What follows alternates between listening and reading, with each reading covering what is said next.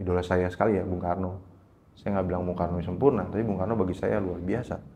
Tapi kalau kita lihat akhir-akhir masa jabatannya, ya selayaknya manusia, udah terlama berkuasa kan. Gitu.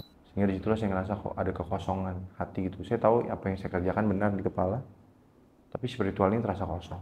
Maksudnya Iya, orang-orang iya. yang di kampus mengaku ateis itu cuma malas sholat atau malas gereja aja kan. Tanggung jawab, nggak mau Kalau tanggung gitu, jawab sebenarnya. iya gitu. Jadi apa namanya kurang konsekuen aja Yap. gitu loh.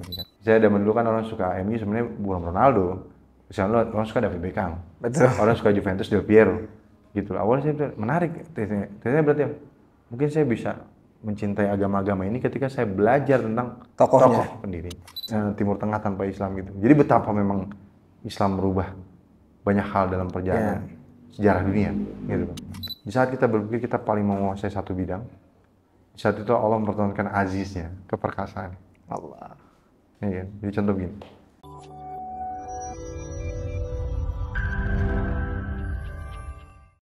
Bismillah, assalamualaikum warahmatullahi wabarakatuh. Waalaikumsalam warahmatullahi wabarakatuh. Alhamdulillah teman-teman Baitul Maqdis Channel, kesempatan kali ini kita ada narasumber yang insya Allah ceritanya luar biasa. Insya Allah mudah-mudahan kita bisa ambil ibrah agar kemudian keimanan kita bertambah, ketakwaan kita bertambah kepada Allah Subhanahu Wa Taala. Dan sebelumnya tak kenal maka ta'aruf, peribahasa Islam yang paling benar, tak kenal maka ta'aruf. Karena tak kenal maka tak sayang menurut saya agak kurang bijak ya. Padahal kita nggak kenal sama orang pun tetap aja harus sayang gitu. Ya. Barakallahu fikum. Abang gimana kabarnya, sehat bang ya?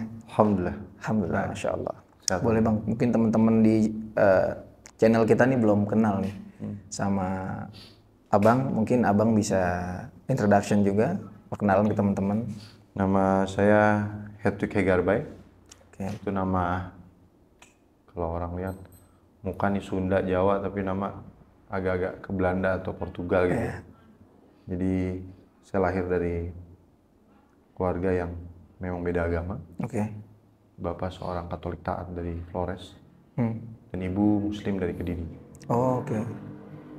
Dan memang ceritanya cukup panjang ya. Gak apa-apa bang. Kalau kita ceritain bahwa sampai saat ini ya mungkin agak berlebihan lah, mudah-mudahan cerita saya sedikit kalau ada yang manfaatnya mohon diambil pada Amin, para insyaallah, pemirsa Baitul Maqdis, tapi kalau nggak bermanfaat ya mohon ditinggalkan karena saya cuma manusia biasa. Yang pasti alhamdulillah mungkin 11 tahun lalu saya dapat hidayah. Yap. Nih kan dalam perjalanan panjang dari tahun 2010 berarti kurang 15 tahun. Karena sejak 2010 itu kalau kita detailkan saya sudah, kalau ibaratnya orang Katolik bilang, kekeringan iman. Kekeringan iman. Sebenarnya kekeringan iman tuh baru datang tuh napas. Natal sama Paskah aja. Gerejanya udah enggak gitu. Tapi di 2010 tuh saya memang sedang mencari perjalanan spiritual, mencari agama. Jadi karena tumbuh dalam lingkungan yang suka sekali tokoh-tokoh nasional dan politik, tokoh-tokoh pergerakan, dan tak kenapa adrenalin saya menyala gitu ketika kita bicara tentang pergerakan gitu. Oke. Ya kan? Tapi sebentar bang, sebelum kita masuk ke perjalanan Islamnya abang tuh sebenarnya di waktu non Muslim dulu itu kehidupan abang kayak apa tuh bang? Ya kalau non Muslim dulu ya, saya kan menjabat tuh di BEM Visipui 2009 ya. Saya wali ketua BEM, kebetulan ketua saya juga non Muslim. Oke. Jadi kami menang di kandang Tarbiyah PKS waktu itu. Oh. Itu nggak ada sejarahnya Visipui itu Tarbiyah PKS bisa kalah. Iya, iya. Gitu loh. Kenapa kami bisa gitu? Simple sih mas sebenarnya. Ya kita pakai ilmu orang dulu ya. Sama yang tua hormat, sama yang muda sayang. Masya Allah. Dimanapun ya tempat pekerjaan, sekolah segala macam. Ya mungkin yang saya bisa gambarkan pada masa itu adalah kami mampu mengget voter yang selama ini nggak pernah ngevote. Oke. Ya kita sama-sama sahabat-sahabat kita di Tarbiyah. Mereka yang abstain akhirnya bisa ngevote ikut ya. Karena memang mereka kenal kita dari zaman maba ya. Perjalanan yang kita pikir awalnya maba ya. Gitu loh dalam gerakan-gerakan sosial dan aktivisme sosial, pengabdian masyarakat gitu. Jadi memang dari zaman SMA pun aktif ketuaran di Katolik. Oh. Gitu loh. Kuliah tidak fokus sana tapi lebih fokus sebagai eksekutif mahasiswa sih sebenarnya. Oke. Ya biasa bikin event-event, bikin program-program yang memang kita anggap bisa menjawab permasalahan bangsa. Gitu. Jadi memang hidup dalam kapasitas ada kegalauan besar ngeliat negeri ini udah lama sebenarnya. Ya kan? Tapi kan kadang ada ketidakberimbangan ya antara kita punya ideologi sama kita punya kebiasaan. Yes. gitu loh. Karena saya menemukan ternyata ada ruang kosong gitu.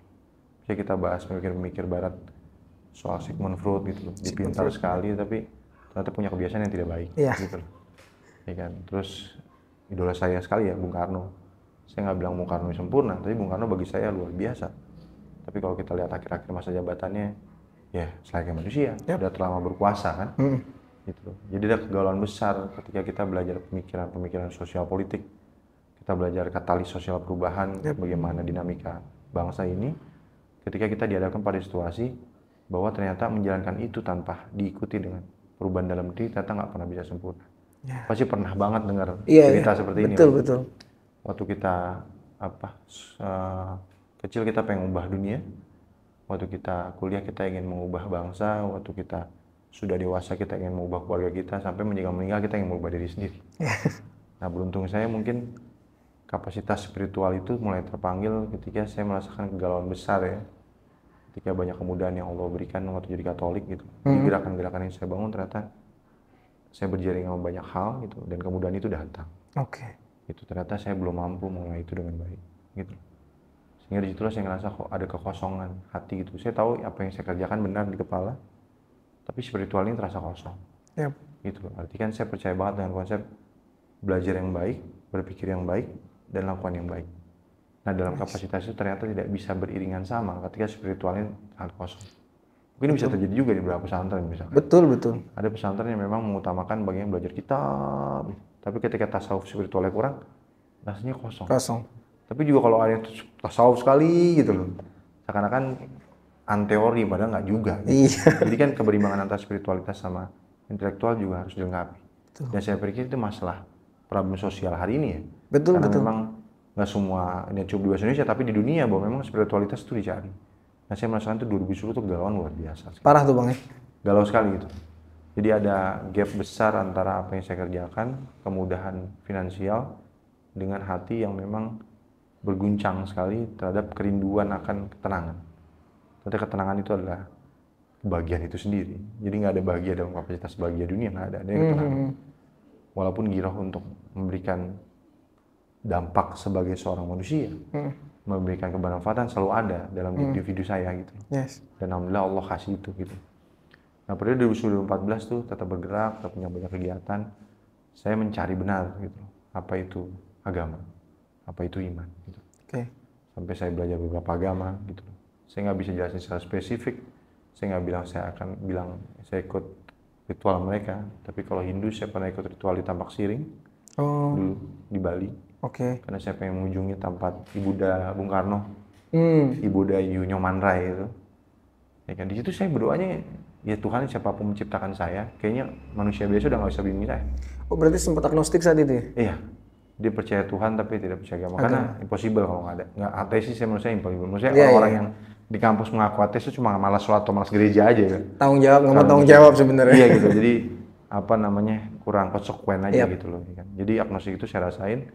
Dan di setiap tempat yang saya tahu di situ ada tempat peribadatan agama lain pun saya menyebutnya Tuhan. Tuhan siapapun yang mendidik saya, siapapun Tuhan yang menciptakan saya, tolong bimbing saya. Kayaknya manusia udah nggak bisa bimbing saya.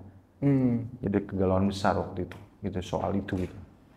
Nah, kenapa itu mulai ya kan karena kita menggilai baca buku ya, kita coba temu buku-buku dan saya pernah ketemu satu sahabat, mungkin junior saya kalau nggak salah. Dia cerita ada satu skripsi yang dia tulis tentang bagaimana satu manusia, satu individu manusia bisa mencintai tim sepak bola. Temuan riset itu menarik adalah mengatakan bahwa ternyata kita bisa tukar tim bola pada zaman era itu ya saya kuliah. Karena kita suka satu pemain dulu bro. Saya zaman dulu kan orang suka MU sebenarnya bukan Ronaldo. Misalnya orang suka David Beckham. Orang suka Juventus Del Piero. Gitu. Awalnya saya bilang menarik. Ternyata berarti mungkin saya bisa mencintai agama-agama ini ketika saya belajar tentang tokoh pendiri. Gitu loh. Sampai karena saya cintai Bung Karno, saya berhenti pada saat itu ketika Bung Karno pernah mengucapkan, kita karena Bung Karno seorang muslim ya, kita sebagai seorang muslim tidak ada pemimpin lebih tinggi dibandingkan Nabi Muhammad SAW. Nah situlah ketertarikan untuk membaca. Walaupun kalau soal ritual, saya cukup terbiasa kalau puasa muslim dari kecil. Karena memang ibu selalu mengiming-iming ya. Kalau puasa dapat berapa ribu waktu pada masa kecil ya. gitu. Dan saya pikir itu cukup besar lah pada masa kecil ya. Jadi itu motivasi saya gitu. Jadi mungkin kelas 5, kelas 6 SD saya udah bisa puasa. Udah mulai bisa puasa. Jadi puasa tuh bukan yang hal yang baru lah ya. Hal yang baru. Tapi kalau sholat atau segalanya, waktu saya mualaf itu sakit sekali ya. Apalagi kalau kita duduk iftirab yang kakinya itu sakit sekali gitu. Bagi orang mualaf tuh luar biasa lah. Ya dalam perjalanan itu akhirnya saya coba cari dan coba saya juga suka bikin diskusi ya. Di kampus tuh ada pertemuan diskusi antara teman-teman muslim, teman-teman kiri, teman-teman yang liberal, teman-teman yang saya membangun satu organisasi sendiri yang memang concernnya ke Pancasila. Ya kan? Nah ketika debat apa segala macam, saya bisa mengimbangi pemikiran kiri, bisa mengimbangi pemikiran kapitalisme karena saya baca bukunya. Tapi ketika ngomongin Islam, saya cuma belajar itu dari buku Sarinah. Dari buku syariah? Sarinah. Oh Sarinah, oke, majalah. Dari Bung Karno. Iya. Bagaimana Bung Karno tanda kutip mengkritik. Waktu itu Bung Karno bikin tulis itu kan di Flores. Ya kan, bagaimana dakwah di Flores tidak masuk bla bla bla segala macam.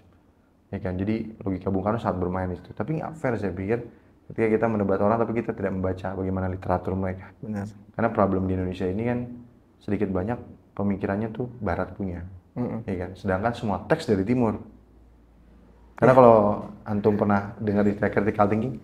Apa? Critical thinking. Pernah dengar? Itu kan berpikir kritis itu Barat bro. Iya punya Barat. Iya kan? Tapi mereka yang punya teks. Gitu loh. Jadi ketika itu saya berpikir, kayak teksnya harus saya baca. Sumber literaturnya harus kita baca. Ya. Karena itu mempengaruhi konstruksi berpikir kita juga. Iya. Kan? Tapi problemnya kan ketika kita tiba-tiba, kita bukan siapa-siapa, ambil Quran, baca Quran, dengan tidak berwudu, ya kan? Ya, apa yang kita berharap? Bukankah Quran akan memberikan rahmat bagi orang yang beriman dan akan menambah ukuran atau kesesatan bagi orang yang tidak beriman? Ya udah, pas saya baca, yang saya lihat Al-Baqarah awalnya. Asal buka tuh. Iya. Dan pas di ayat awal kan, ini apa? Gitu. Sapi betina lagi. Iya, bukan sapi betinanya. Oh, bukan. Sebagaimana kan mungkin ayat 20 tuh ngebahas tentang garis antara muslim, mukmin, kafir, fasik. Itu kan cukup jelas ya. Garis pembedanya. Betul. Seperti hak dan batil gitu. Jadi saya nggak kuat, saya tutup. Oh pantas nih agama gini. Oke. Ya, ketemu saya. Nggak tertarik sama Islam? Baru ketemu yang pelajaran tadi, tesis teman saya tadi. Oke. Oh, boleh juga kalau saya beli novelnya. Saya beli novel The Messenger. The Messenger, tentang itu Nabi Muhammad SAW. Saya baca, saya pelai bagaimana pemimpinan dia sebagai seorang ayah, seorang suami, seorang anak ya bagi Ali bin Abi Thalib, bagi Abu Thalib, seorang cucu bagi Abdul Muthalib, Abu Suwaibah. Bagaimana dia juga jadi seorang ayah, seorang suami, seorang pemimpin, ya kan, seorang nabi. Dan overall gitu, dan luar biasa. Luar biasa, Masya Allah. Tapi ketika baca itu, Masya Allahnya, kita langsung nggak pindah Islam juga bro. Gimana? Nggak langsung pindah Islam juga. Oke, tapi kita udah mengakui bahwa dia seorang pemimpin. Sampai ketemu buku Michael Hart, dia nomor 1, saya tahu Michael Hart ya, 100 orang yang berpengaruh ya. Selama 23 tahun beliau, bisa merubah sangat signifikan. Ibaratnya, kalau merubah, kenapa Isaac Newton itu kan dia ditaruh di sebuah negeri yang mungkin udah +1+2. Ya kan, Nabi Isa alaihissalam juga udah ada peradaban di situ, ya kan, mungkin udah +3+4. Sedangkan Nabi Muhammad SAW bangun bukan dari titik nol, mungkin dari titik minus. Parah itu. Ya kan, dari lagi rusak-rusaknya itu Arab. Dan peninggalannya benar-benar berubah. Makanya sempat ada satu buku yang menarik waktu saya S2 tuh ada sebutan buku, saya lupa pengarangnya, Middle East Without Islam. Oke. Ya kan. Middle East. Timur Tengah tanpa Islam gitu. Jadi betapa memang Islam merubah banyak hal dalam perjalanan sejarah dunia, gitu. Ya udah, setelah baca buku itu mulai suka Nabi Muhammad SAW, ternyata tidak juga membuat saya pindah. Tapi ketika berargumen, saya sudah bisa menggampangkan bagaimana baiknya Nabi Muhammad SAW. Baru saya coba mengkonstruksi ulang pemikiran agama saya. Gitu loh. Mulai agak deep lah tuh ya. Buku Historical Yesus. Saya beli buku tentang tentang bagaimana orang-orang sejenis mempertanyakan juga ayat-ayat yang di dalam Alkitab. Bagaimana Alkitab pun sebenarnya isinya adalah ya campuran antara kata-kata Markus, Paulus, Yohanes, segala macam, tercampur gitu. Sedangkan dalam Islam kan tidak ada sistematis yang jelas segala macam. Ya udah, pas baca itu segala macam, lagi-lagi belum pindah itu, masih keras ya. Iya, belum pindah. Makanya ada orang bilang saya, kamu udah dapat taufik, kamu udah yakin Islam benar udah, tapi belum pindah Islam, tapi belum dapat hidayah. gitu. Artinya hidayah itu perjalanan panjang ya. Betul. Nggak cuma sekedar klek ngerti, kita ajak debat selesai, nggak bisa. Karena sanubari itu yang Iya, yang dihajar yang dihajar spiritual. Bukan arti Islam anti ilmu, jelas Islam luar biasa sama ilmu. Ya kan? Makanya problemnya ketika kasus mualaf datang ke kami nggak fokus ke debatable gitu. Ya. Tapi kami fokus kepada bagaimana dia bisa merasakan spiritual Islam juga di luar kasanah. Keilmuan juga harus kita jabarkan gitu. Nah pada satu momen saya berpikir bahwa triggernya malah, mohon maaf ya, dan saya nggak malu untuk cerita ini. Hidayahnya malah perempuan. Oh, alright. Tapi bukan istri saya. Oh. Ya kan? Jadi saya pikir gini, ini sifatnya masih analisa ya. Mau dipakai monggo, mau nggak dipakai juga nggak apa-apa. Di saat kita berpikir kita paling menguasai satu bidang, di saat itu Allah mempertontonkan aziznya, keperkasaan. Allah. Ya kan? Jadi contoh gini, ada orang teman saya yang saya bantu waktu itu kena judi online. Pokoknya dari dulu hobinya gambler lah. Ya kan? Jangan tanya, gambler tuh dia luar biasa banget lah. Untuk kalangan kami, di komunitas kami dan di lingkup usia saya pada masa itu ya. Dan ini ngerasa bisa, pokoknya taruhan apapun dipertaruhkan dan dia cukup sering menang lah. Saya nggak bilang dia nggak pernah kalah. Iya. Sampai pada satu titik momen dia jatuh sejatuh-jatuhnya. Izin bebas lah tuh ya. Iya. Itu saya bilang ketika kita merasa bisa di satu hal, either itu, mohon maaf, kekuasaan, judi, minuman, apapun, barang-barang haram, either barang-barang halal sekalipun, kita ngerasa berilmu, ya kan? Disitulah Allah biasanya malah memanggil hidayah, gitu loh. Jadi ternyata cara Allah seperti itu. Ya, saya ketemu satu perempuan, cukup lama saya ngejarnya, dan kita udah ada rencana menikah. Akhirnya saya mualaf. Cuma sebelum mualaf itu 2 minggu saya nyobain ritual sholat. 2 minggu menyobain ritual sholat? Ritual sholat, oke. Sebelum Islam. Ya kan, saya pengen ngasih, kebetulan saya lagi banyak problem waktu itu ya. Ada problem finansial, apa, jadi kompleks taufiknya mendekati hidayah itu sudah makin dekat dan Allah tambahkan masalahnya. Karena ketika himpitan makin udah kan makin besar gitu ya, kita lompatannya pun makin besar, gaya dorongnya makin besar. Dan pada saat itu saya ingin mencoba bagaimana ritual Islam menjalankan sholat kan.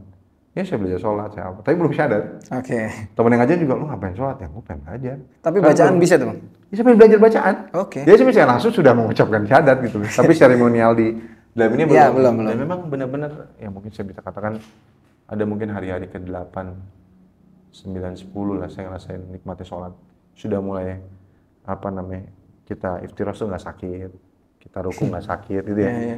Dan kenikmatan angin nggak tahu sih ngerasain ya mas, kalau saya ngerasain angin yang adem ya, kesejukan yang adem memang. Kayak misalnya kita pada asar tuh lagi pusing-pusingnya kalau kantor, lagi hati-hatinya, tiba-tiba kita udah kehabisan, habis sholat tuh tangan masih seger ya kan, karena kesentuh air segala macam gitu ya kan. Awal mulanya kenapa bisa sholat, kenapa mau sholat, jadi calon saya waktu itu tuh saya sering temeni lah, karena dia saya bantu bimbing skripsinya gitu. Nah beberapa momen kan kita sama tim waktu itu, ada 2 adik-adik saya perempuan yang bantuin dia juga, ya kan, pindah ke beberapa mall lah. Dan dia selalu sholat. Dan ketika itu saya ikut nemenin sampai ke bawah gitu loh. Jadi kan mungkin mall kalau nggak atas bawah, itu pindah mall tuh, jadi kita ngelasin dari zuhur, asar, maghrib sholat. Saya perhatiin, mereka ini sholat 5 waktu loh.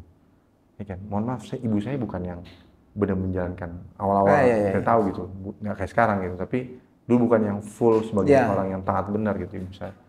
Jadi saya melihat itu kok orang yang sama, bukan dia ya, tapi orang yang ngantor di situ kan. Di mallnya biasanya ada kantor gitu namanya. Orang yang sama dari anggaplah dikerja jam 9 sampai jam maghrib ya, tapi saya bisa ketemu orang yang sama tuh minimal di zuhur, asar, maghrib. Mereka buka sepatu lagi, pakai sepatu lagi, mereka sisihkan lengan bajunya, ya kan. Mereka mau ketemu tuannya dengan seperti itu. Nggak tuh tiba-tiba hati saya di sana mas, ke bawah ya? Iya, ke bawah suasana akhirnya. Keren. Gue pengen nyobain ritualnya deh, gitu loh. Gue udah tahu bener nih, gue udah tahu bener Islam bener, tapi gue pengen nyobain ritual. Saya mau nyobain ritual, ada rasa hati yang di sana, udah saya cobain, dan saya merasakan nikmat itu. Maka mantap, mungkin 13-14 hari saya lupa, mantap. 11 Oktober 2014, ya, saya memutuskan untuk pindah Islam. Di Sunda Kelapa. Sunda Kelapa. Jadi pertemuannya itu hari Senin untuk mualaf hari Kamis. Ya kan. Kalau salah Ustadz Anwar yang sekarang di wakil ketua MUI ya. Oh, mau beliau ya. Jadi saya ini udah mengaji, terus hari Kamisnya sebelum mualaf tuh, ini menarik juga nih. Ya agak sedikit-sedikit ya pengalaman spiritual juga ya. Gak apa-apa Bang. Cuman nggak bisa jadiin apa namanya, karena pengalaman orang beda-beda. Yap. Jadi saya jalan terus ke arah, kan jadi kalau di Sunda Kelapa itu di bawahnya tuh ada, di sampingnya tuh kan ada rumah sakit tuh. Nah ada lift tuh. Saya mau naik lift nunggu karena udah penuh. Saya bawa surat keterangan mualaf saya, jadi kayak ngasih ntar ditukar pakai sertifikat mualaf, jadi kayak daftar isian gitu. Iya. Ya kan. Tiba-tiba ada ibu dia mau mualaf, ibunya pincang lagi berobat itu. Ibu dari mana bu? Ya, orang Lamongan. Timur. Dia mau mualaf, iya. Sabar ya dek, gitu kan. Sabar apa bu? Habis ini kamu nggak jadi sama calon yang kamu itu tadi. Habis ini kamu hancur, berantakan kantor apa. Kata ibu-ibu itu? Allah. Iya kan. Yang sabar, bentar Allah ganti teman-teman baru, segala macam gitu. Apa sih gitu kan? Apa sih kan gitu. Udah kelar mualaf segala macam. Ketemu lagi yuk kelar. Ya kan, karena memang dulu mantan saya yang men-trigger itu orangnya cukup dermawan ya. Kasih duit gitu, dikasih apa gitu kayak ibu itu. Ibu pincang. Orang Lamongan kalau saya bilang ke saya. Pulang, tiba-tiba energi saya sama mantan tuh berubah jauh. Kenapa? Maksudnya dia tiba-tiba yang tadinya kita magnetnya begini, habis saya mualaf tuh jadi malah makin kayak kutub utara sama selatan nolak dia. Dia sering ngaji-ngaji di Malaysia, pergi pengajian ke Malaysia di ini sama ibunya. Ya akhirnya dia menikah sama salah satu politikus Malaysia lah. Oke. Gitu. Ya udah memang panjang ceritanya. Ya, intinya udahlah begitulah, biasa perjalanan ya, hidup kan. Tinggal nikah apa segala macam. Ya udah setelah itu ya sebenarnya pas sebelum mualaf saya bilang udah mati ya. Ditanya Ustaz Anwar, ini mualaf karena mau nikah, udah mati sih kan saya udah ngerasain sholat. Dia kan udah 4 tahun belajar Islam nih. Sampai mengkonstruksi ulang agama saya sendiri. Terus dia masih nyebut, kalau saya Islam gara-gara dia, gak usah jadi deh. Maksudnya gak usah jadi muslim nih gue deh sekalian ya. Gitu loh. Iya kan? Gitu loh. Iya kan? Ternyata ya kan artinya ambil aja kalau Allah mau ngambil. Gitu. Omongannya dikabulin Allah gitu loh. Dia trigger dia cukup besar gitu loh. Kalau saya bilang saya A, saya B, saya C gitu. Iya kan? Tapi kan mengakui diri sendiri untuk kayak gitu kan sebagai laki-laki kadang berat ya. Berat Bang. Iya. Apalagi pas saya bilang kayak begini ya artinya orang akan meremehkan, tapi saya bilang sih oke. Tapi memang kenyataannya begitu, dia yang membuat trigger itu awalnya. Iya. Tapi kan seiring berjalannya waktu pelurusan niat itu yang akhirnya nanti Allah ganti. Menggiring kita tuh. Iya, lebih baik. Ya udah akhirnya begitu, terus apa namanya? Apa terjadi? Saya punya tempat di kantor saya kebakaran. Itu cukup terkenal lah. Cuma kalau saya bahas institusinya, nggak apa kebakaran. Terus saya ada sangkut piutang juga. Saya ada, banyak dah masalah yang kalau dipikir sih kayaknya nggak masuk akal. Dan bagaimana Allah selesaikan dalam waktu yang sangat cepat. Masya Allah. Gitu. Gimana tuh Bang? Ya ketemu guru yang luar biasa lah. Ya kan. Sebenarnya nanti saya cerita yang tadi kita sebut guru tadi kenal sama beliau. Oh sama beliau. Oke, Masya Allah ya. Iya, rahimahullah ya. Jadi intinya saya ikut beliau, saya patuh sama beliau, tiba-tiba suruh resign kerja. Terus kata dia, ya kerja sama Allah ya. Nah, kita anak kuliahan tuh. Kerja sama Allah. Yang ilmiah sekali dalam sesuatu. CV-nya taruh mana? Iya kan? CV taruh mana kerja sama Allah? Iya benar. Iya kan? Taruh mana CV ya kan? Jadi saya ikutin, saya pelajarin, dan dia benar omongannya benar. Iya kan? Waktu dia nunjukin api gitu ya, dengan sebuah korek. Ini panas nggak? Panas, pegang dulu. Nah orangnya, kita orang timur ya, Bohemian. Bohemian itu apa? Kita suka yang adrenalin. Iya, gitu. Adrenalin. Memacu adrenalin. Iya, jadi saya ikutin dan akhirnya saya patuh benar waktu itu. Dan alhamdulillah Allah angkat masalahnya. Masya Allah. Gitu. Ya udah sejak itu saya ngerasa kayaknya saya nggak bisa apa-apa deh kalau kata Allah. Ya kan? Sejak itulah memang orientasinya lebih banyak ke agama. Masya Allah. Itu 2000 berapa ya Bang ya? 2015 lah. Perjalanan mencari itu kan 4 tahunan tadi 4 tahun, kan? 2010. 2010 ya, itu sekitar 2015 ya, after udah akhirnya setelah setahun belajar agama, patuh sama guru, bantuin guru, mungkin kurang lebih 2016 saya akhirnya dapat jodoh. 2016 lama, kurang dari 3 bulan, dan saya nikahin beliau kurang dari 3 bulan. Gitu. Artinya ya, itu udah jodoh ya. Kalau udah ketemu ininya mah ketemu gitu. Kalau bukan jodoh mah mau kita udah jagain dia 8 tahun juga, 9 tahun juga, ya begitulah. Ya udah, akhirnya perjalanan begitu.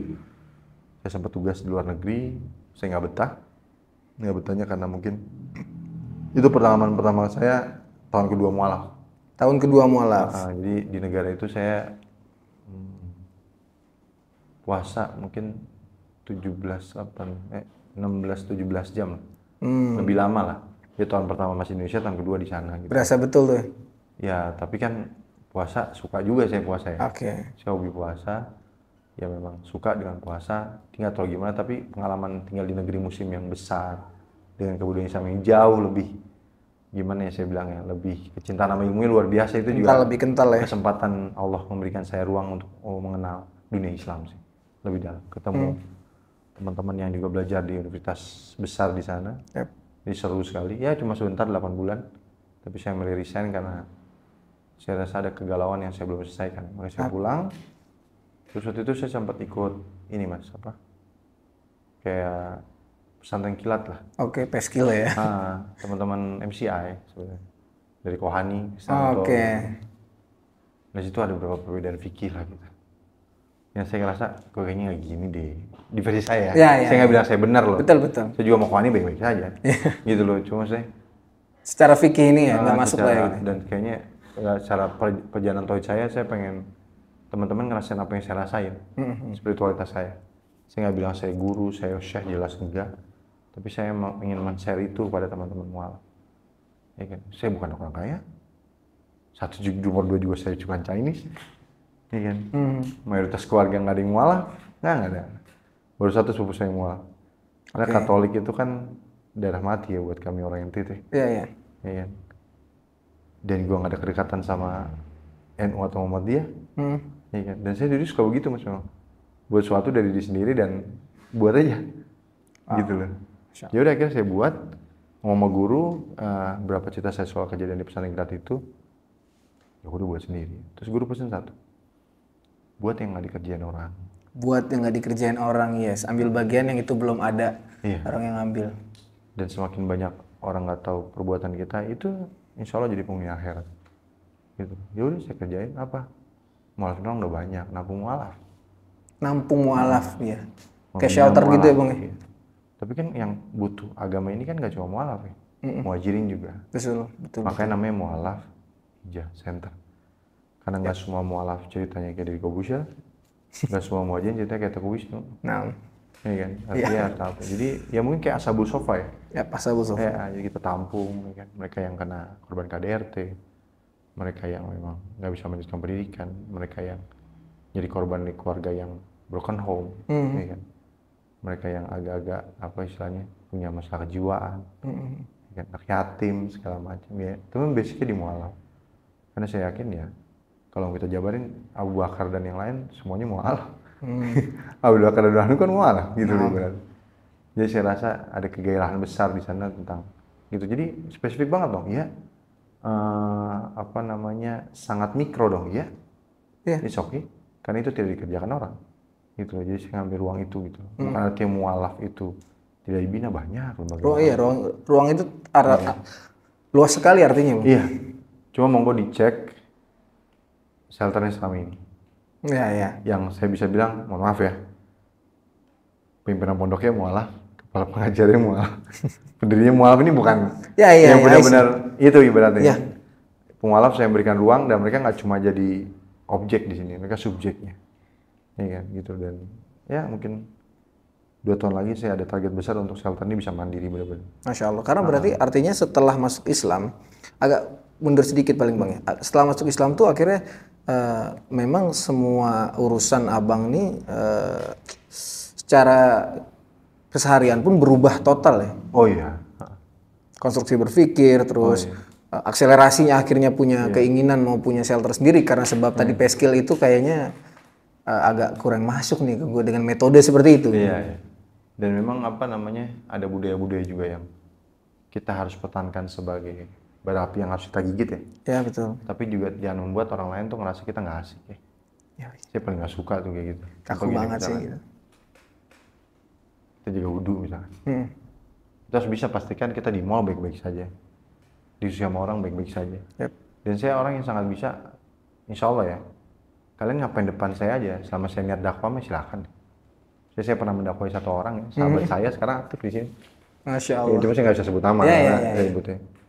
Ya dia sama pasangan dan akhir jadi istri sekarang, dua-duanya mesti makan babi depan saya. Wah, Iya. oke. 2, 3, tapi lama dia mungkin dia yang risih. Lu nggak apa-apa. Ya nggak boleh, lu tahu. Cuma gue terus jadi benci lo, gue bilang. Ya kan, sekarang berhenti. Berhenti ya, insya Allah. Maksudnya kita nih dakwah nggak kayak makan cabai bro. Dan kayaknya Nabi bertahap kok. Ada seorang Yahudi datang ke Nabi. Ya kan, Nabi saya mau pindah Islam. Jangan bohong, nggak suruh syahadat. Ya. Jadi agama ini nih mana saya kayak makan. Satu enak baru nambah. Dan kita berharap ada satu kebaikan dari dia, kita doain, mudah-mudahan lama-lama dia berubah. Siapa sih yang mau berubah jadi baik bro? Ya betul. Tapi siapa juga yang akan godain kita? Ya setan. Benar. Dan nggak mudah gitu loh. Ya kan, saya hidup di zaman ketika saya mualaf, dan waktu saya masih di luar negeri, kejadian 212 kejadian. 212. Ingat ya?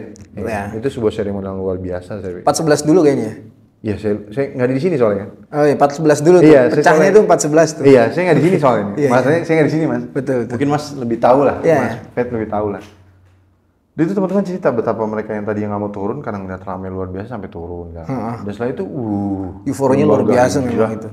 Luar biasa gitu. Ya sedang nggak sedang ada unsur apa namanya. Ya terlepas dari urusan-urusan politik itulah ya. Iya, macam. Tapi itu membawa hidayah bagi banyak orang gitu. Jadi, Betul. itu luar biasa. Tapi kan ternyata untuk satu titik permulaan itu nggak buruk. Tapi ketika dalam perjalanan itu dijadikan euforia yang ternyata ingin jalan panjang, nggak bisa.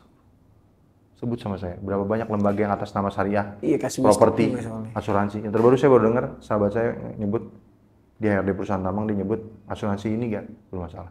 Pakai buzzer, bilangnya syariah. Ya. Gitu. Bilangnya syariah ya? Iya. Ada orang yang jual emas, terus ngutip nama ustadz ikutan. Segala macam, itu bahaya sekali. Itu artinya memang perjalanan panjang ini butuh seleksi besar, ya kan. Jadi problemnya saya lihat gini di lapangan ya. Bisa Mas Fed, sejauh apa Mas Fed mau bareng saya di umur yang muda, kita sama-sama naik ke atas, ya kan. Ustadz dan guru kita udah masya Allah, mereka ngajarin kita sekarang. Tapi banyak juga ustadz ini ketemunya pas udah di atas. Ya. Beda bro, orang yang berjuang benar-benar dari bawah. Ya feelnya beda memang. Ya kan, ya mohon maaf ya, belum aja kenapa negeri ini akhirnya secara politis. Sering sekali kita pemimpin kita dan Islam cuma jadi kendaraan. Ya karena kenapa? Nggak ada bro. Tersebut lah. Pemimpin yang benar-benar dibesarkan bersama umat dan di para umat. Nggak ada. Kenapa nggak pernah lahir itu? Karena itu masalahnya. Besar bersama umat dan didik oleh para umat. Itulah kenapa akhirnya Islam Hadi nggak pernah benar-benar bisa memberikan rahmatan lil alamin. Gitu loh. Karena saya banyak ketemu orang Katolik yang baik-baik banget. Saudara saya baik-baik sekali. Tapi hidayah belum Allah kasih bro. Iya. Gimana? Kita mau bisa apa? Gitu loh. Tapi kita sebagai orang muslim jangan sampai mulut dan tangan kita tuh jadi masalah buat mereka. Iya. Gitu loh. Ya kan? Jadi kok rasanya saya semakin kenal dan belajar Nabi. Kemudian saya ngecek kelas sirah di sini.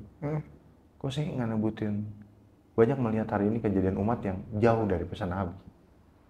Contoh yang kita ngomongin politik ya. Iya. Teman-teman yang jadi oposisi kok sering sekali pakai hoax sebagai berita untuk menyerang. Sebutin satu dalil yang kita boleh pakai hoax tuh kayaknya saya udah cari-cari gitu loh. Jadi sedih gitu loh. Dan itu kadang-kadang nggak ngomongin yang level ini ya, tapi juga orang tua bro. Karena mereka baru melek internet, mereka share kayak gitu. Jadi banyak kesedihan saya. Dan karena saya pernah lihat bagaimana anak-anak kiri berjuang dalam gerakan ya mereka kan gerakannya mereka anggap dekat sama Tuhan adalah dengan mereka mogok makan depan istana, apa kan gitu? Ya. Berjuang gaji buruh. Ya beda. Ada yang mungkin mereka merasa kelihatan Tuhan dengan bermaulid. Ada yang kayak antum misalkan hijrah dengan ngajak orang anak pemuda. Beda-beda. Ya kan. Cuma bagaimana mempertemukannya mereka dalam satu gerakan bersama. Ya kan. Untuk kebaikan bersama. Betul. Baik untuk agama kita otomatis dan juga untuk efeknya padi buat bangsa Indonesia. Tapi yang dakwah itu panjang bang. Iya panjang. Panjang sekali. Dan demi Allah kalau minoritas yang diangkat kita nggak bisa. Tapi kalau minoritas terangkat pasti minoritas terangkat. Gitu. Jadi harus ada gagasan besar yang menyusun dakwah ini. Tapi selama memang lembaga-lembaga keormasan jauh lebih besar daripada Islam ya sulit. Ya kan? Saya ngomong ini sebagai muda yang mungkin bilang saya juga nggak terafiliat hal tertentu ya. Tapi saya merasa bahwa harusnya kita bisa lebih banyak berbuat buat umat ini. Ya kan? Karena orang-orang beriman, Allah dan Rasulnya dan para nabi akan menjadi saksi dengan apa-apa yang kita perbuat. Ya kan? Dan soal Palestina, soal isu apapun, itu Allah pengen lihat kita berbuat apa enggak. Ya kan? Karena kalau ngomongin apapun ditanyakan Allah kan proses, bukan hasil. Ya kan? Toh juga janji Allah kan Islam akan menang. Cuma kita terlibat nggak dalam kemenangan itu? Ya kan problemnya di kita kan, bukan kita ya mau kan? kontribusi Kalau nggak di barisan bahasanya itu. Guru kita semua lah, saya katakan sebagai guru bangsa mungkin Gus Bah, yang jaga agama ini Allah mau balik ngaco-ngaco juga. Yang jaga agama ini Allah jaga sih betul. Gitu, cuma kita mau terlibat nggak di dalam sana? Ya kan, sejauh mana yang terlibat? Misalkan orang bilang, emang MHC butuh saya? Enggak, saya yang butuh MHC, jangan salah. Apa susahnya Allah ganti ada lembaga baru apa segala? Iya. Gitu. Kita yang butuh, justru wadah ini kita jadikan jadi tuang amal soleh kita. Jadi amal soleh itu untuk ditinggalkan. Apa ditinggalkan? Supaya ini jadi tanda bahwa ini loh bekas kita. Masya Allah. Gitu loh, ini peninggalan kita yang Allah tahu bahwa itu tadi. Allah, Rasulnya, para nabi dan orang mulia akan menjadi saksi dan apa-apa yang kita perbuat. Gitu loh. Jadi maksud saya, yuk sama-sama, apapun peran kalian, hanya bisa copywriting, ada bisa megang kamera, ngedit CapCut, hanya bisa ngajak teman samping untuk sholat, hanya bisa mencontohkan. Yuk sama-sama gitu. Karena selama itu tidak ada dalam hati seorang muslim dan ingin merubah diri sendiri dulu, ya kan sulit. Bahaya itu. Sulit. Walaupun kita tetap harus berjamaah. Betul. Ya kan, perbanyak majelis ilmu, majelis taklim gitu. Itu tetap harus ada. Dan memang ego soal masalah keormasan atau masalah manhaj ya. Manhaj. Itu harus semakin disingkirkan kalau kita pengen maju sebagai sebuah bangsa. Iya. Gitu loh, karena apa yang sudah Allah tinggal jadi. Kalau saya punya prinsip ini, silakan belajar sejarah dari orang yang ahli sejarah. Tapi mengambil hikmahnya itu para ulama yang punya. Nah, saya ya kan? Jadi saya yakin, saya kan biasanya belajar sejarah banget, tapi ketika saya ngobrol sama ulama yang ngerti sejarah yang saya punya, saya baru ngerti, oh hikmahnya begini. Kenapa Palestina masih begitu? Oh hikmahnya begini. Gitu. Ya kan? Pertanyaan soal tentang kita mau ngapain? Ya. Kita mau ngapain dan kita mau gimana? Peran apa yang kita mau ambil? Gitu. Dan sekali lagi saya garis bawahin, siapapun yang tidak paham dan mungkin tidak ngerti di dunia perjuangan, jangan melihat dunia ini berjalan hanya hitam dan putih kalau menurut saya. Karena semakin deketin tuh semakin banyak abu-abuan. Ya kan? Artinya gimana caranya? Ujungnya yang tahu kita dan perbuatan kita, ya tadi saya bilang Allah. Ya kan? Orang beriman segalanya. Pasti semua orang melakukan perbuatan itu pasti ada, dan jangan judging lah. Ya kan? Karena kita hidup di zaman yang kebenarannya vokal. Ya kan? Dan suatu hari kebenaran yang benar-benar kebenaran tuh nggak akan bisa nutupi. Kebenaran tuh akan menemukan jalannya sendiri kok. Yep. Gitu, jadi jangan selalu soal fitnah, karena kita harus ngasain bro. Iya betul. Namanya dakwah tuh nggak mungkin difitnah mah ya. Kalau nggak difitnah berarti bukan dakwah tuh. Sunnah Nabi itu gitu. Jadi silahkan berjalan dengan apa yang kita yakini dan husnuzan sama saudara-saudara Islam kita, ya. Husnuzan juga sama teman-teman sebangsa kita yang juga berjuang di ini, karena memang musuh banyak yang sama sebenarnya. Iya. Kita harus merangkul mereka juga gitu sebagai common enemy-nya sama nih. Iya, common enemy-nya sama. Dan lihat bagaimana Barat berkembang, sudah semakin sadar tuh. Gitu loh, ada kegerahan bersama kok, ya kan. Jadi makanya compounding ini ya, bola saljunya memang mesti digerakkan sama-sama. Gitu. Ada yang bisa kita sepakati untuk bekerja bersama sebenarnya. Iya, sangat. Dengan common enemy tadi tuh. Iya. Artinya kayak mungkin Abang setelah berjalan cukup lama ya terkait masalah pergerakan, lalu merubah semua dari lini-lini kehidupan, akhirnya menemukan sebuah goal setting yang sekarang ada nih, MHC nih. Sekarang saya ada duduk di sini dan merasakan bahwa subhanallah nih, saya nggak tahu ini bagaimana ceritanya, dan saya nggak tahu juga bagaimana Abang bisa ada di Jakarta Selatan. Ini jadi Jakarta Selatan Bang? Iya, Jakarta Selatan yang kita tahu nilai tanah di sini luar biasa. Ya jujur sebenarnya ini belum wakaf ya. Dari pinjemin 2009, tapi ya mungkin bisa dibantu sama Mas Fed nanti ya. Kita lagi minta sama Allah juga, lagi ikhtiar. Insya Allah tahun ini sampai 2 tahun depan fokus untuk pembebasan. Kita butuh lahannya setelah 2 M, mungkin 1,7 lah. Gitu loh. Jadi ya kemarin mungkin kita terlalu banyak program, mungkin 2 tahun ke depan kita fokus ke sini gitu. Untuk pembebasan lahan ini. Pembebasan lahan. Gitu. Jadi memang kenapa mualaf center dan center mualaf harus ada? Minimal gini Mas, kita lagi ngomongin Islamisasi, kayak orang misalnya kita yang dikristenisasi segala macam, enggak, yang ngomong itu deh. Tapi bagaimana orang pindah agama, mereka dijamin haknya. Apa tuh PR-nya tuh? Haknya apa? Bahwa hak beragama dan keluarganya silakan ngomongin urusan keluarga, tapi kalau urusan Tuhan ini masa udah dilindungi juga dong undang-undang. Iya. Iya kan? Jadi berarti kan, dan kita nggak perlu rame-rame kok, nggak perlu viral-viral sebenarnya. Karena kalau viral-viral kayak gitu kan kadang, mohon maaf ya, makin banyak orang komen, makin banyak nggak tahu. Banyak kasus saya di sini Mas, alhamdulillah, tapi saya nggak viralkan. Mungkin orang bilang buat dakwah Mas, monggo nanya ke saya jelasin. Satu, saya menjaga orangnya juga, Ya kan. Kedua, saya memang nggak terlalu tarik untuk sosmed. Boleh dicek sosmednya Mas. Itu yang memang tidak tidak aktif seperti yang mungkin teman-teman yang lain. Karena saya ngerasain nikmatnya berjuang seperti itu ya. Ya kan. Mungkin saya dari pinggiran ya seperti itu. Tapi kalau buat ngobrol silakan. Karena kenapa? Yang saya rasain memang semakin kita libatkan medsos, maka lebih runyam permasalahan. Kita libatkan hukum, duit kita habis. Iya kan? Dan ketika duduk saya sama teman muslim, dan ini pernah kejadian Mas, sampai ibunya pun yang kemarin, yang waktu ada mau kita tinggal, ibunya sampai mau tinggal di sini 2 minggu kan kasih. Masya Allah.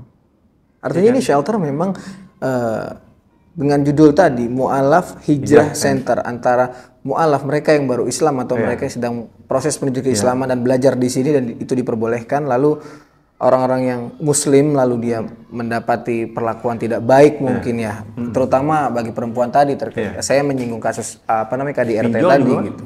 Yang pinjol juga. Pinjol. Lo orang kena pinjol contoh COVID. Kita aktifnya pegang handphone. Iya kan. Iklan yang paling sering apa? Iya sih, pinjol bener. Pinjol. Kenapa orang apa yang bisa pinjol? Karena ulungan tangan seorang muslim nggak lebih dekat dibandingkan pinjol. Iya kan. Dan dia harus ngadepin situasi di mana ngadepin ini. Dia kan mereka nggak ngerti caranya. Dan kami sangat kekurangan untuk orang yang mau ngebantuin itu. Ya kan? Karena orang nanya misalnya di luar sana, lembaga-lembaga nanya, Mas Ikar gimana cara bedain orang ini, apa sebutannya kalau buat orang yang terlibat utang? Apa tuh? Gorimin ya? Gorimin. Bener ya? Gorimin ya? Bener ya? Gorimin ya, orang terlibat utang. Orang terlibat dari mustahik. Coba cari, mustahik zakat. Intinya yang terlibat utang tuh kan boleh termasuk di zakat. Lembaga-lembaga nanya sama saya, pertanyaannya gimana cara bedain itu mereka hutang karena kebutuhan apa gaya hidup? Gampang. So tinggal sini. Masya Allah. Gimana ketahuan Mas? Salat subuhnya. Iya kan? Betul. Apanya? Ketahuan gitu. Ketahuan Mas. Iya. Gaya hidupnya ketahuan. Orang kalau udah tinggal bareng Mas, mohon maaf ya. Kita punya freak apa ketahuan Mas. Iya karena memang benar Nabi bilang kalau mau tahu seseorang safarlah sama dia 3 hari itu. Betul. Iya kan. Jadi terus pas dia bilang, terus gimana Mas kalau tinggal di sini? Nggak apa-apa, saya yang coba cari backupkan ininya. Mau trial berapa hari ke lembaga itu. Tapi kalau udah deal, kasih penilaian monggo ya dibantu. Gitu. Kalau saya bilang enggak ya enggak. Gitu loh. Tapi sebagai seorang muslim ada orang kelaparan ya kasih. Ya mungkin di luar sana juga banyak yang masih WhatsApp. Jadi kan nama saya kan di-share ke grup-grup mualaf tuh. Iya. Ya kan. Saya nggak di grup itu dan saya meminta saya nggak di situ. Ada orang saya di dalam grup itu, grup pembina mualaf lah. Iya. Itu di-share nomor saya, mungkin sampai Merauke lah. Ada yang lagi foto, token ini mau mati dikirim, Bang Hegar tolong, ada yang anak sakit di foto apa gitu. Ya kalau saya masih simpel Mas, ada mah silakan. Maksudnya sih kasih rekening saya, ada nikmatin, nggak ada sabar dulu. Saya tanya sama ya. Kalau sih gitu aja simpel ya, kalau ada kan sering yang kita ngerasa tiba-tiba dapat rezeki tiba-tiba langsung ada yang minta tak rezeki itu Mas. Iya benar sih. Iya kan rezekinya cuma lewat doang. Iya kan datang tuh ke rezeki Mas Wahid. Tiba-tiba ada yang minta nih, orang nggak pernah nongol, tiba-tiba minta. Emang orang itu sampai ngetok pintu antum dengan masuk WhatsApp ke antum tuh nggak ada penyebab dari Allahnya. Kalau saya punya keyakinan itu ya, maksudnya. Soalnya itu gitu sih. Loh. Ya kan. Jadi emang ada juga ini utang menarik nih utang. Kita lagi utang. Utang masuk tiba-tiba ada yang utang lagi dengan nominal yang sama itu kayak bukan rezeki gue nih. Gitu. Akhirnya saya belajar apa? Rezeki itu kalau kata guru saya, apa yang udah kita nikmatin sih. Iya benar. Iya kan? Bukan yang kita milikin. Iya, jadi kita dompet. Sama guru saya juga bilang begitu. Iya, maksudnya itu betapa rezeki itu yang udah kita nikmatin, bukan di tabungan, bukan yang apa gitu. Iya. Makanya dulu saya pernah dapat tempat sebelum di sini ya. Kasih sama keluarga sepupu ya. Itu kan banyak teman Jakarta nih tinggal di periferi ya. Di Tangerang, Depok, dia main lah ke shelter. Nah, saya tinggal di rumah itu kan rumah gede. Pada zaman itu rumah paling besar di komplek itu. Mewah ya. Mewah sekali. Yang model buah kamar exhaust harus nyala. Wih. Ya kan? Jadi teman saya itu kalau di Jakarta tinggal di apartemen. Dia datang. Ngajar kata-kata bro. Ini mah rumah. Masya Allah. Terus Anda bilang rezeki bro. Anda nggak punya, Anda bisa nikmatin.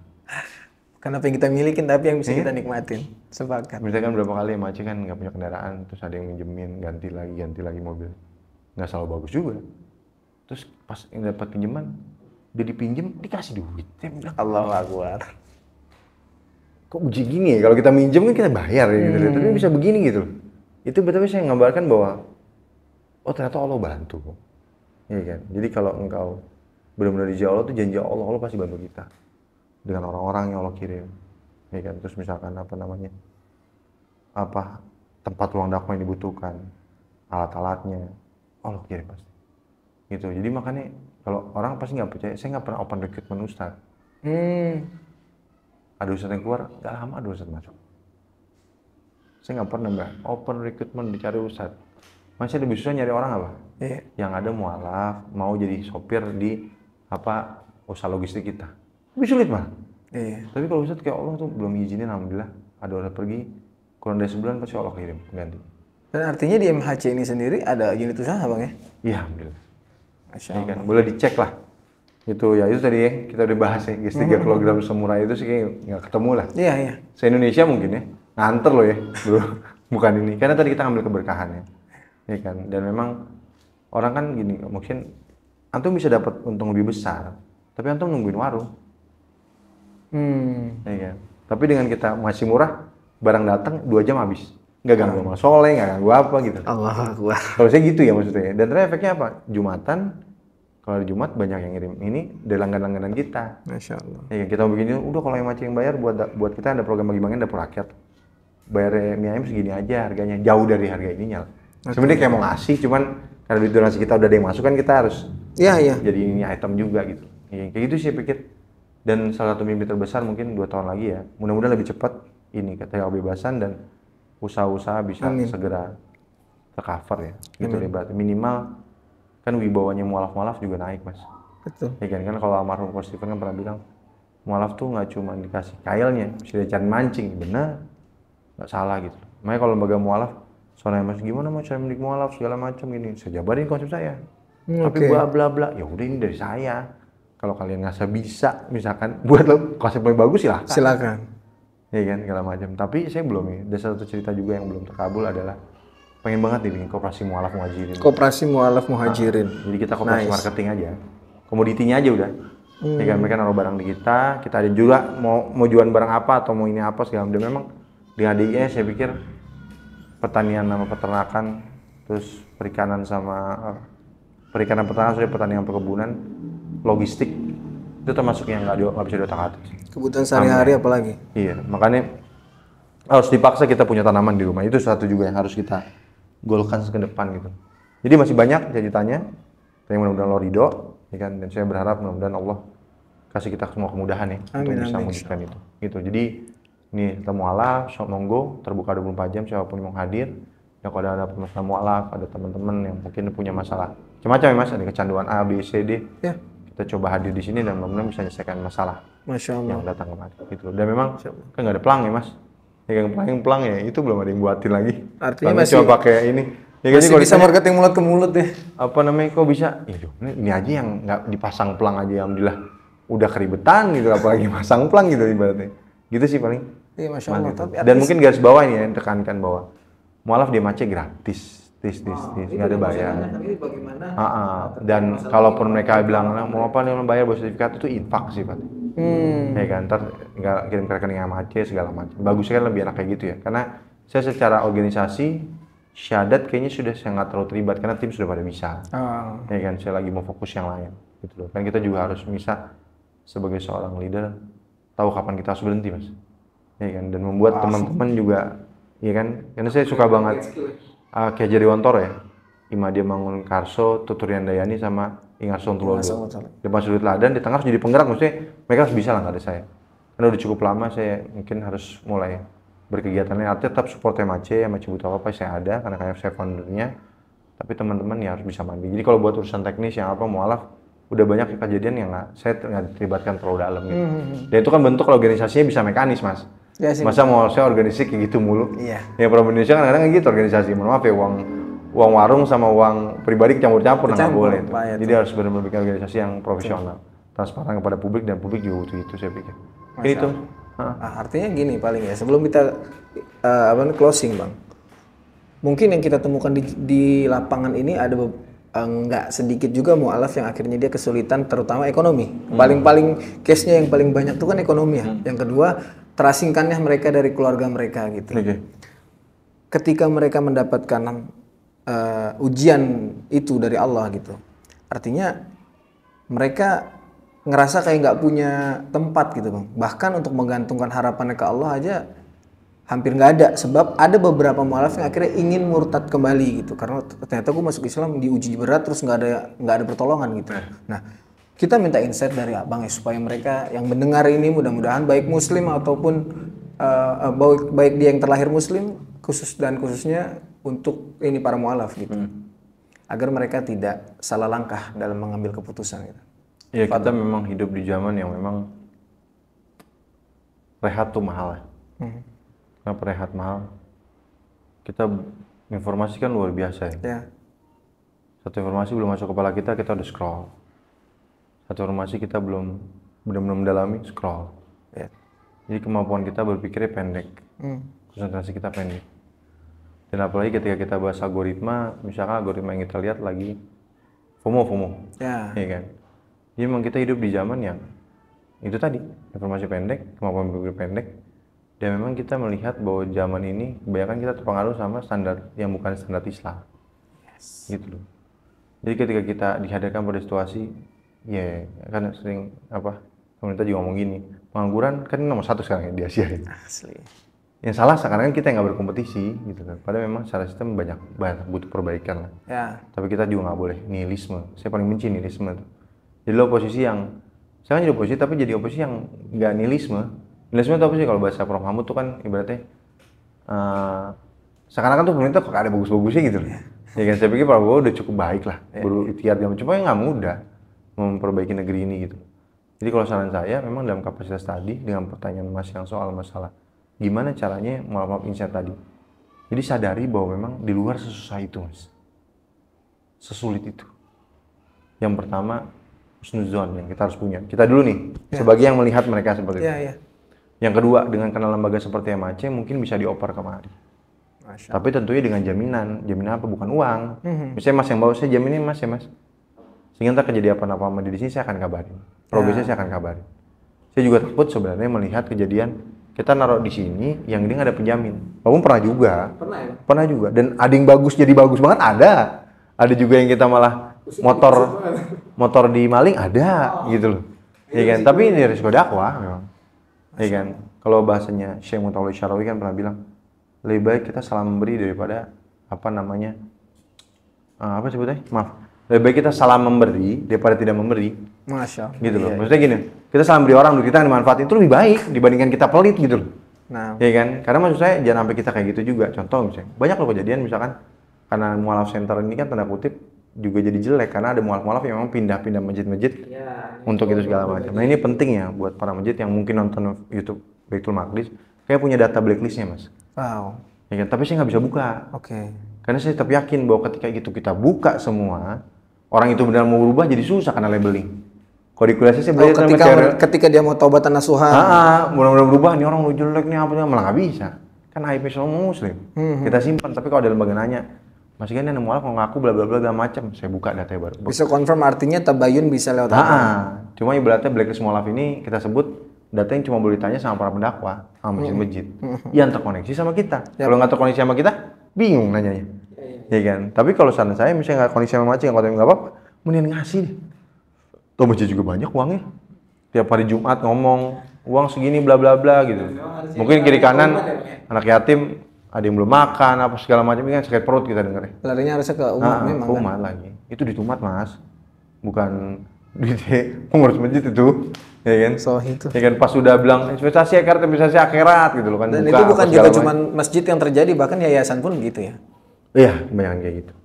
Ya kan? Kita bikin YouTube ini bukan menjudging gitu. Itu ajakan bagi yang belum lurus, lebih lurus lagi seperti kita juga ya kan, itu belum lurus banget gitu ibaratnya. Ya, banyaklah PR harokah ya. Cuman intinya satu hal ya memang jauh-jauhin deh orang yang mau kaya gara-gara filantropi.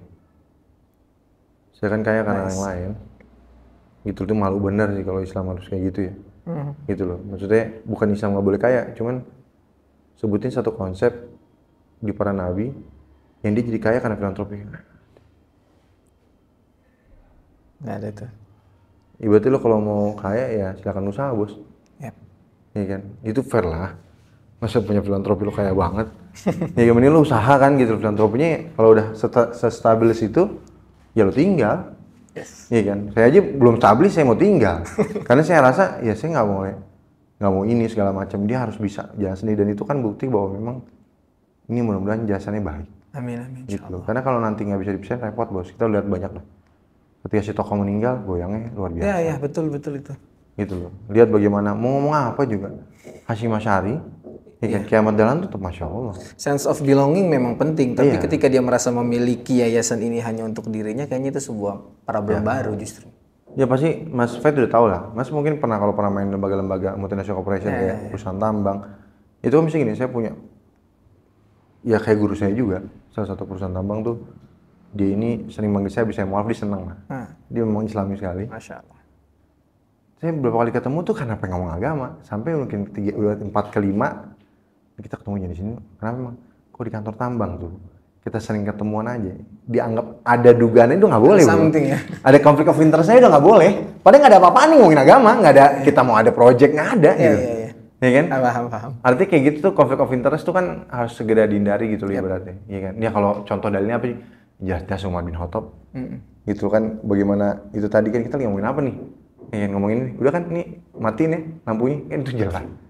Bukti dari para nabinya udah ada gitu. Iya. Ya kan, jadi saya berharap ya kita bisa lebih baik lah ke depannya gitu. Jadi kalau dan dari segi teori ekonomi barat tuh pengusaha tuh harus minimal 2%. Indonesia tuh belum 1%. Pengusaha ya, pengusaha levelnya bukan UMKM, gitu loh. Memang harus benar-benar UMKM. Ibaratnya bukan UMKM nih kita ngomong, pengusaha yang benar-benar mau buka lapangan pekerjaan, mau bangun umat segala macam. Dan memang umat ini butuh banyak, ya kan. Dan kita nggak bisa sekedar pemerintah, kita harus do something lah. Saya ngomong gini bukan ada saya udah buat apa aja ya, tapi ayo kita sama-sama, dan mohon juga kalau ada yang punya ilmu, saya mau belajar juga, yuk kita sama-sama untuk buat negeri ini lebih baik, kita buat Islam lebih baik, tanda kutip ya, Muslim yang lebih baik, ya kan. Dan mudah-mudahan ukhuwah Islamnya ke depan bisa lebih baik. Amin. Dan akhirnya Islam menjadi rahmatan lil alamin untuk Indonesia. Ya termasuk tadi buat para mualaf ini, semoga mereka juga bisa mengambil ibroh daripada apa yang kita obrolin ini, Bang. Oh tadi dikit masalah itu ya. Jadi mereka yang tadi kayak gitu, ya intinya gini, cerita sih, ya kan, cari teman cerita, ya kan. Tapi kan kadang-kadang nih problemnya mualaf-mualaf yang tadi, mereka punya masalah tapi mereka nggak asal mereka mau berubah, ya kan. Dan memang nggak bisa dipaksa juga, bro. Contoh ada di sini orang ngasih program, Bang, bukan dia orang nggak mampu ya, tapi mau tinggal program di sini. 40 hari, short program gitulah, program pendek, ya nggak apa-apa. Jadi berangkat kantor dari sini, pulang di sini gitu. Ya karena lingkungan yang itu yang pengen dirasain. Ada yang gitu sih? Ada. Masya Allah. Ya lumayan lah jabatannya di beberapa perusahaan aplikasi ada tinggal di sini gitu ibarat. Ada yang teman saya juga kerjanya kalau lagi nggak di Indonesia kerjanya memang, cuma kalau lagi di sini maunya nginep sih 3 hari. Sekalian puasa Aimul Bid atau apa gitu. Ya kan. Jadi menarik. Nuansa itu sih yang dicari sebenarnya. Ini sama kayak ngecas juga sih Mas. Ya kan. Karena kan ibaratnya kalau kita kajian kan ya kita pasti nyentuh tasawuf juga ya, tapi utamanya kan juga intelektual. Tapi kalau kita sama-sama ibadah, sama-sama bangun malam dan segala macam, itu akan punya horizon spiritual yang berbeda juga. Dan mudah-mudahan kan harapannya dengan itu ada banyak kemudahan juga setelah dia keluar dari sini, kayak gitu sih Mas. Artinya untuk itu para mualaf atau para muslim yang sedang dalam ujian ini harus lebih ngedeketin diri ke Allah ya Bang? Iya. Tapi saya bilang tadi kan kadang dia nggak punya lingkungan nih, monggo banget tinggal di sini sih. Masya Allah. Program di sini segala macam gitu loh. Bayang nggak bayang. Tapi dia punya duit ya, Bang mau traktir anak silahkan itu. Beliin makanan aja, atau mau makan aja ya, aja berarti buat operasional, buat makannya sehari kita makan sama pengurus kan, segala macam sama apa santai-santai. Tapi kalau memang mau modelnya, Bang mau traktir malam ini anak buka puasa, ya silahkan. Insyaallah. Gitu loh kan, maksudnya dibuat aja karena ya saya bilang MAC kan rumah Allah ya Mas. Maksudnya tetap aja, ya silahkan senyaman mungkin ya, asal kita tahu batas-batasannya. Perlu kita sepakati bersama. Yep. Saya sudah baca tadi di pinggir lorong itu ada tempelan SOP-nya. Masya Allah. Kurang lebih begitu Mas. Masya Allah, barakallahu fik. Ya mudah-mudahan apa yang kita sampaikan hari ini bisa bermanfaat buat para pendengar, para sahabat Baitul Maqdis Channel, dan Allah berikan kemudahan untuk MAC untuk membebaskan lahan ini. Amin. Semua ini karena kembali lagi kepada pertolongan Allah, dan perlu diyakini bahwa semua yang kita miliki baik yayasan ataupun apapun itu ini milik Allah. Dan ini juga milik umat. Bahwa kita ikhtiar hari ini ya memang tujuannya adalah umat, bukan untuk memperkaya diri sendiri. Barakallahu fiik. Assalamualaikum warahmatullahi wabarakatuh. Waalaikumsalam warahmatullahi wabarakatuh. Masya Allah.